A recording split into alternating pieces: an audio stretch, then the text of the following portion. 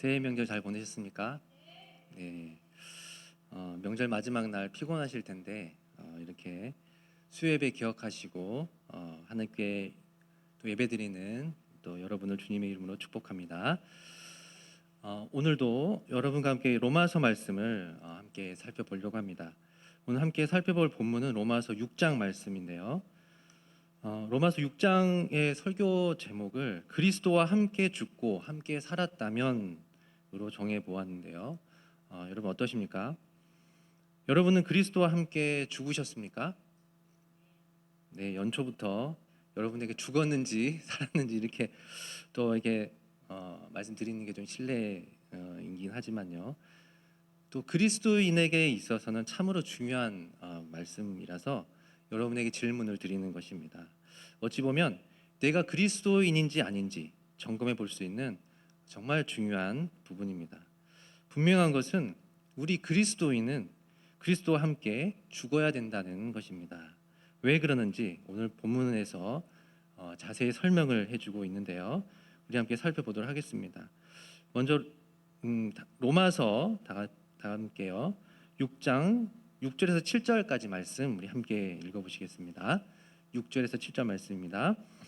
우리가 알거니와 우리의 옛 사람이 예수와 함께 십자가에 못 박힌 것은 죄의 몸이 죽어 다시는 우리가 죄에서 종노릇하지 아니하려 함이니 이는 죽은 자가 죄에서 벗어나 의롭다 하심을 얻었습니다. 아멘. 여러분 6절 상반절을 보시면요, 옛사람이라고 나옵니다. 여러분 나오십니까? 네. 여러분 여기서 말한 옛사람은 무엇일까요? 여러분 옛사람은 바로 예수님 믿기 전 죄의 노예로 살았던 우리 자신을 말하는 것입니다. 한마디로 죄의 몸인 것입니다. 죄와 죽음의 지배를 받았던 존재가 바로 옛사람이었습니다. 죄와 죽음의 늪에 빠진 옛사람은 아무런 소망이 없습니다. 그리고 내 스스로 그 죄악의 늪을 빠져나갈 수 없습니다. 이러한 상태가 바로 옛사람의 그런 상태였습니다. 자기 자신이 모든 상황에 있어서 주인인 상태인 것입니다. 왜냐하면 어느 누구도 자신을 도와줄 수 없기 때문에 자기 자신이 구원자가 되는 것이죠. 그런데 과연 자기 자신이 이 죄와 죽음의 늪에서 구원할 수 있는 구원자가 될 수 있을까요? 구원자라면 희생이라는 것을 마땅히 해야 하는데, 하지만 안타깝지만 옛사람은 희생이라는 단어조차 모르는 그런 상황입니다. 오직 자기 자신만을 위해 살아가는 그런 죄악된 존재이기 때문입니다. 그런데 어느 날 옛사람이 예수라는 분을 만나게 됩니다. 어떻게 자신만을 알고 있던 자가 예수라는 분을 만나게 되었을까요? 이거는 정말 미스테리한 사건인 것입니다. 이러한 상황을 어떠한 비유로 설명할 수 있을까요? 아마 번개 맞을 확률보다 또는 로또 맞을 확률보다 옛 사람이 예수를 만날 확률이 더 낮을 것입니다. 그만큼 도저히 있을 수 없는 그런 일이기 때문입니다. 하지만 예수를 만났습니다. 예수를 만나 죄로부터 구원을 받게 되었습니다. 그 구원의 주인공들이 지금 여기에 있는 저와 여러분인 것입니다. 여러분 그때는 몰랐지만 돌아보니 지금 와서 우리는 나중에 알게 된 것이죠. 무엇입니까? 하나님의 은혜였다는 것이죠. 사실 여러분과 저는 기적의 주인공들입니다. 예수라는 분을 만났기 때문입니다. 도저히 있을 수 없는 일이 나에게 일어난 그 인생에 있어서 정말 혁명적인 일인 것입니다. 우리는 예수라는 분을 만남으로 이 땅에서 도저히 상상할 수 없는 보화를 얼떨결에 받게 됩니다. 그것은 무엇입니까? 바로 영생이라는 그런 선물입니다. 이건 역시 하나님의 은혜인 것이죠. 이러한 내용이 우리가 아까 함께 읽지는 않았지만 로마서 6장 23절에 잘 나타나 있는데요. 로마서 6장 23절 말씀 우리가 잘 아는 말씀입니다. 우리 함께 찾아서 한번 읽어보시겠습니다. 함께 읽겠습니다. 죄의 삭은 사망이요 하나님의 은사는 그리스도 예수 우리 주 안에 있는 영생이니라. 아멘. 여러분 함께 읽은 이 23절 말씀은요, 앞절인 21절과 22절까지의 대한 그 내용에 대한 요약이고 결론이 되는 그런 말씀입니다.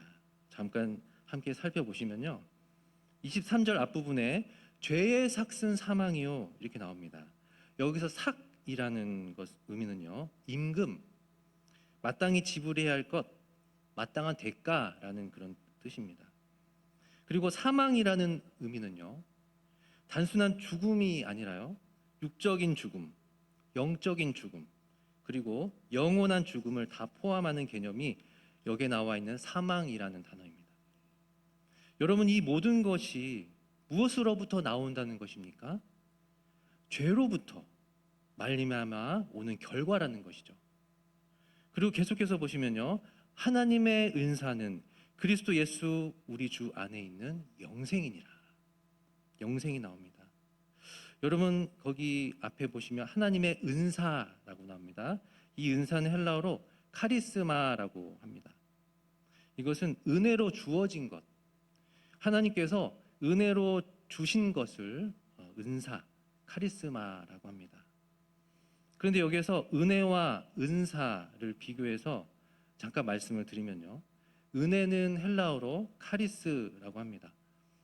그래서 은혜는 아무 자격이 없는 자에게 주시는 하나님의 사랑의 선물입니다. 그래서 하나님의 자녀이기 때문에 무조건적으로 주신 하나님의 사랑이 바로 은혜인 것입니다.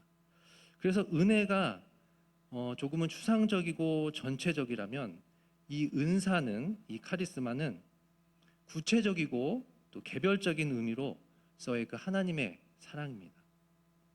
그래서 은사는 공동체를 위해 주시는 능력으로 각 사람에게 남을 돕고 교회를 세우기 위해서 각 사람마다 개별적으로 다르게 주시는 하나님의 사랑이고 선물인 것입니다. 그래서 은혜와 은사는 이렇게 비교해서 사용이 되지만 이 두 가지가 하나님의 사랑이고 선물의 의미이기 때문에 큰 차이 없이 보통 이렇게 사용하는 것을 볼 수가 있습니다. 하나님의 은사는 그리스도 예수 우리 주 안에 있는 영생이니라. 바로 하나님은 예수 그리스도를 통하여서 영생이라는 선물을 주신 것입니다. 영생이라는 것은요, 옛 사람인 우리가 정말 노력이나 공로로 도저히 받을 수 없는 것이죠.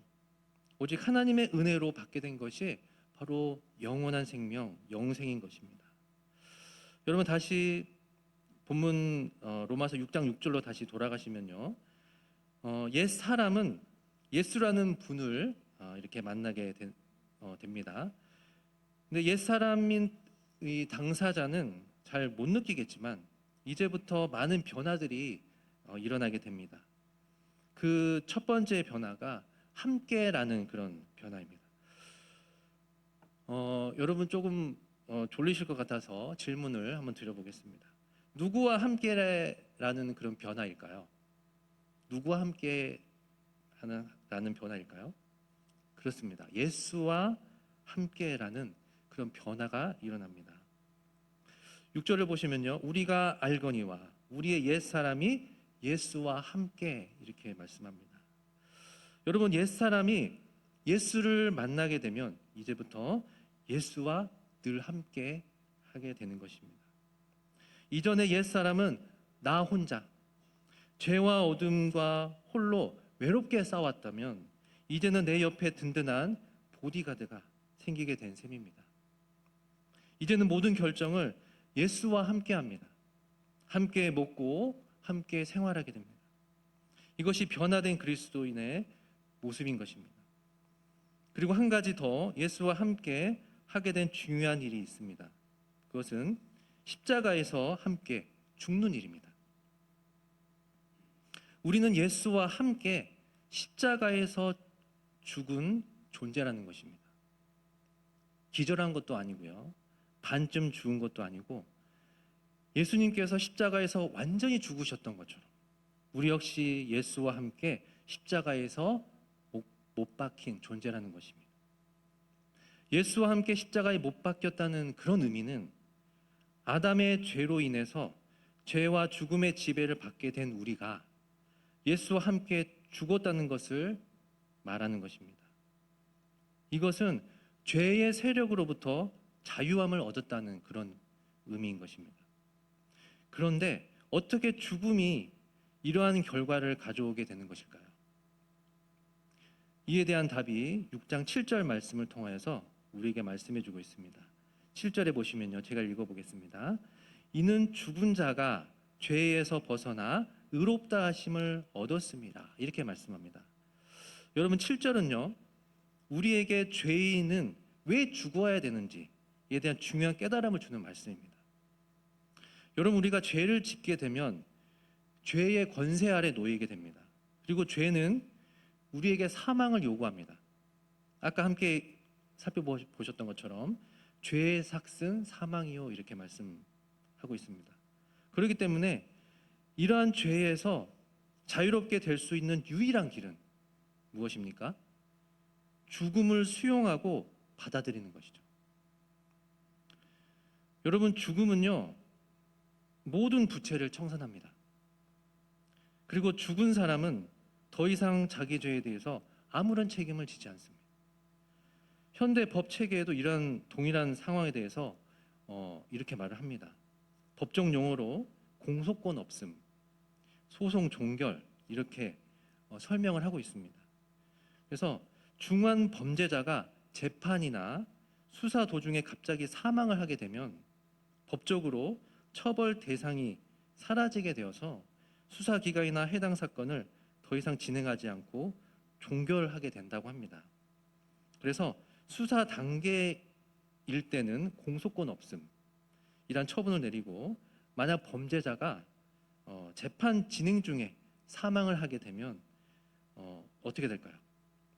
법원은 이 사람에 대해서 유죄나 무죄를 따지지 않고 재판을 끝내는 공소기각 결정을 내리게 됩니다. 사람이 없는 상태에서 재판을 진행할 수 없기 때문입니다. 마찬가지입니다. 우리 그리스도인은 어떻습니까? 우리 그리스도인은 실제로 우리가 죽었습니다. 물론 우리 자신이 직접 죽은 것은 아니지만 믿음으로 예수 그리스도의 죽음에 동참한 것이죠. 그리하여서 우리는 죄의 권세에서 해방이 된 것입니다. 아까 살펴보셨던 것처럼 공소권 없음, 소송 종결, 공소 기각, 그런 결정처럼 죄는 더 이상 죽은 자에게 아무런 영향을 행사하지 않게 되는 것입니다. 이와 관련해서 우리가 오늘 본문 말씀을 통하여서 한 가지 중요하게 꼭 알아야 될 부분이 있는데요, 그것은 세례라는 부분입니다.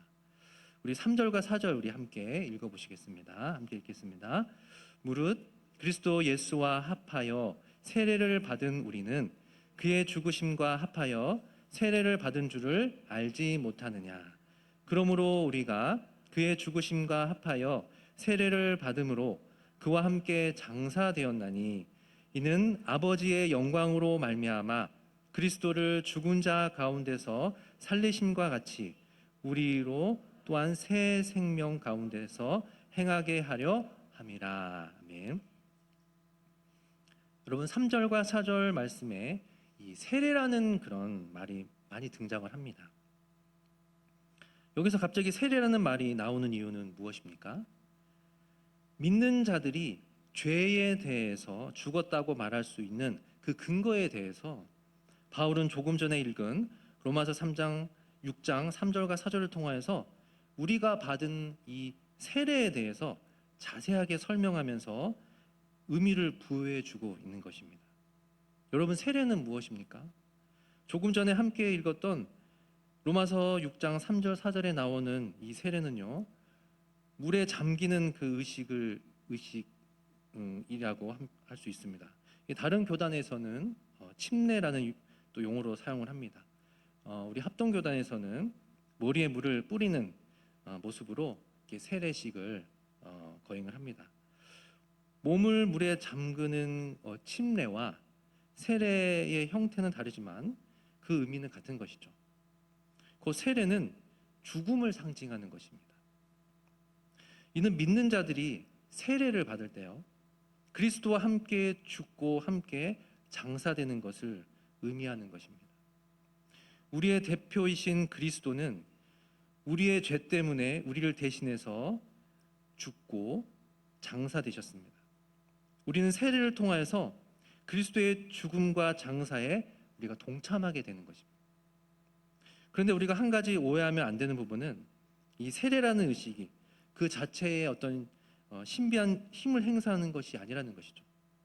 다만 이 세례라는 의식을 통하여서 우리가 믿음으로 그리스도의 죽음에 동참하는 것을 상징하는 것이라 이렇게 의미를 하는 것입니다. 이어서 5절을 통하여서 중요한 말씀을 하고 있는데요. 여러분 5절을 함께 읽어보시겠습니다. 함께 읽겠습니다.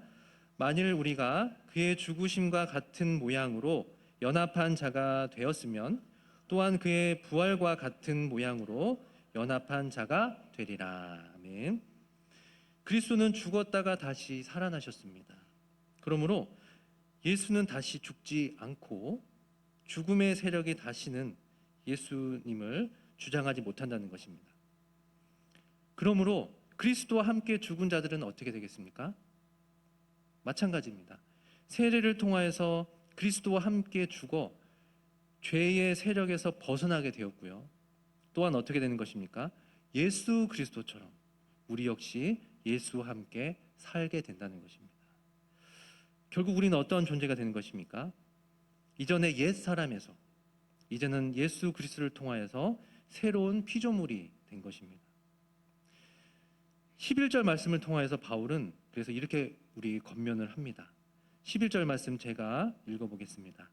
이와 같이 너희도 너희 자신을 죄에 대하여는 죽은 자요 그리스도 예수 안에서 하나님께 대하여는 살아있는 자로 여길지어다. 이렇게 말씀합니다. 여러분 우리는 분명 죄에 대해서는 죽었고요, 예수님 안에서 살아있는 자가 되었습니다. 새로운 피조물이 된 것이죠. 우리는 이러한 상황에 대해서 여길지어다 이렇게 말씀합니다. 받아들이라는 그런 의미입니다. 우리는 하나님의 자녀로서 새로운 피조물로서 이제는 죄에 대해서는 관계가 끝난 자들입니다. 죄와 아무런 관계가 이제는 없게 된 자들입니다. 우리는 그리스도와 함께 죽은 자이기 때문입니다. 여러분 죽은 자는 반응을 하지 않고 대답도 하지 않습니다. 하지만 순간순간 마귀가 죄에 대해서 나에게 정죄를 하죠. 그러할 때 어떻게 해야 될까요? 거기에 함몰되거나 거기에 에너지를 쓸 필요가 없다는 것이죠. 이미 죄에 대해서는 우리가 죽은 자이기 때문입니다. 그렇지만 우리는 때때로 죄의 유혹을 받고 넘어지기도 합니다. 이것은 우리가 비록 중생한 자이지만 육신의 연약함이 남아있어서 죄의 유혹을 받고 죄를 짓기도 하는 것입니다. 그러나 기본적으로 죄와의 관계는 이미 끝났습니다. 그래서 죄는 여전히 믿는 자들을 위협하는 세력으로 남아 있을 수도 있지만 더 이상 믿는 자들을 노예로 삼거나 주인 노릇을 할 수 없다는 것입니다. 이것을 쉽게 비유로 말씀드리면 마치 이스라엘 백성들이 이집트를 빠져나온 것과 같은 그런 의미입니다. 그래서 광야에서 이렇게 생활을 하다가 다시 막 돌아가려는 그런 유혹을 받기도 하는데 다시 돌아갈 수가 없는 것이죠. 그건 불가능한 일입니다. 다시 돌아가서는 안 되며 돌아갈 수도 없습니다. 이집트와의 관계는 이미 끝난 상황이기 때문입니다. 우리 역시 죄와의 관계는 이미 끝난 상황입니다. 우리의 위치도 바뀌었습니다. 죄인에서 의인으로 바뀌게 되었습니다. 여러분과 저는 이제는 죄인으로 돌아갈 수 없는 것이죠. 의인이고 하나님의 자녀인 것입니다. 그렇다면 이제 우리의 신분은 우리가 알았습니다. 그래서 이제 바울의 권면을 잘 들어야 되는데요. 바울은 이렇게 권면합니다. 하나님께 대하여는 살아있는 자로 여길지어다 이렇게 말씀합니다. 하나님에 대하여 산 자로 여기라는 것입니다. 하나님을 향하여 살아있고 움직이는 자, 반응하는 자로 여기라는 그런 말씀인 것입니다. 이제는 더 이상 죄에 대해서 움직이거나 반응하지 않고 하나님을 향하여서 반응하라는 것입니다. 이것이 곧 하나님과 관계를 맺고 교제하며 하나님을 섬기는 자로 살라는 그런 의미인 것입니다. 이에 대해서 본문 6장 12절부터 23절까지 기록하고 있는데요. 그래서 오늘 설교 제목을 이렇게 정해 본 것입니다. 그리스도와 함께 죽고 함께 살았다면 하나님의 백성이 되었다면 이제는 어떻게 할 것이냐, 이것이 12절부터 23절까지 나와 있는 그런 말씀인 것입니다. 그럼 우리는 이제 어떻게 살아야 될까요? 로마서 6장 12절 13절 우리가 어떻게 살아야 될지 우리 함께 읽어보시겠습니다. 함께 읽겠습니다. 그러므로 너희는 죄가 너희 죽을 몸을 지배하지 못하게 하여 몸의 사욕에 순종하지 말고, 또한 너희 지체를 불의의 무기로 죄에게 내주지 말고, 오직 너희 자신을 죽은 자 가운데서 다시 살아난 자 같이 하나님께 드리며 너희 지체를 의의 무기로 하나님께 드리라. 아멘. 여러분, 로마서 6장 1절부터 11절까지는요, 바울은 세례를 통하여서 그리스도와 함께 죽었다는 것을 직설법으로 잘 설명을 하였습니다. 근데 이제는 12절부터 마지막 23절까지 말씀은 이것을 근거로 해서 죄의 세력에 대해서 우리를 구출한 이 그리스도의 주권을 삶으로 인정하라는 것이죠. 그래서 명령법으로 이렇게 나타나 있는 것을 볼 수가 있습니다. 여러분, 왜 명령법으로 나와 있을까요? 이제는 하나님의 자녀로서 흐지부지 살지 말고 정말 정신 차리고 군인 정신처럼 하나님의 자녀답게 신앙생활 잘 하라는 그런 의미의 말씀인 것입니다. 조금 전에 12절 13절까지 우리 함께 읽었지만 구체적인 그 행동 지침을 정리해서 제가 다시 한번 말씀드리면 이렇습니다. 첫째, 죄가 너의 죽을 몸을 지배하지 못하게 하여 몸의 더러운 정욕에 굴복하지 말라. 두 번째는요, 너희 지체를 불의의 병기로 죄에게 내맡기지 말라. 세 번째는 너희 자신을 죽은 자들 가운데서 살아난 자답게 하나님께 드리라. 네 번째는요, 너희 지체를 하나님께 의의 병기로 드리라. 이렇게 명령을 하고 있습니다. 여러분, 아까 잠깐 말씀을 드렸지만 우리는 구원받은 하나님의 자녀가 되었다고 더 이상 죄를 전혀 짓지 않는다는 의미가 아닌 것이죠. 우리가 예수를 믿었다고 해서 바로 천사가 되는 것은 아니라는 것입니다. 그렇지만 무엇입니까? 우리의 신분은 더 이상 죄의 종이 아니고 죄를 상전으로 모시지 않는다는 것입니다. 우리는 예수 그리스도에 의해서 죄의 영역에서 해방이 되었고 하나님의 자녀가 되었습니다. 이제는 하나님을 주인으로 모시는 의의 종이 되면서 살아나가야 된다는 것입니다. 하지만 어떻습니까? 우리 몸은 여전히 지상에 속하여서 언젠간 죽을 목숨인 것이죠. 따라서 이 세상을 지배한 악한 세력이 계속해서 우리를 공격하는 것입니다. 그리고 언제나 우리는 공격을 받게 됩니다.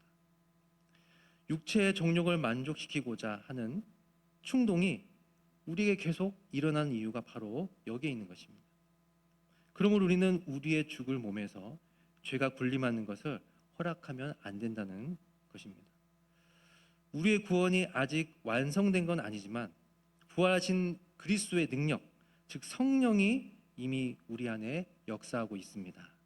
그래서 우리는 성령의 능력을 의지하여 죄의 권세를 저항해야 하는 것입니다. 그리고 우리의 전 존재를 하나님께 드리는 것입니다. 이것이 바로 믿음의 삶인 것입니다. 말씀을 마무리하려고 합니다. 우리는 그리스도와 함께 죽고 함께 산 그런 존재들입니다. 이제는 옛 사람은 지나가고 새 사람이 되었습니다. 하지만 세상을 살다 보면 자신의 정체성은 잊어버리고 세상 가운데 사는 경우가 너무나 많이 있는 건 사실입니다. 이 시간 말씀을 생각하시면서 우리 함께 하심에서 기도했으면 좋겠습니다. 하나님의 사람으로서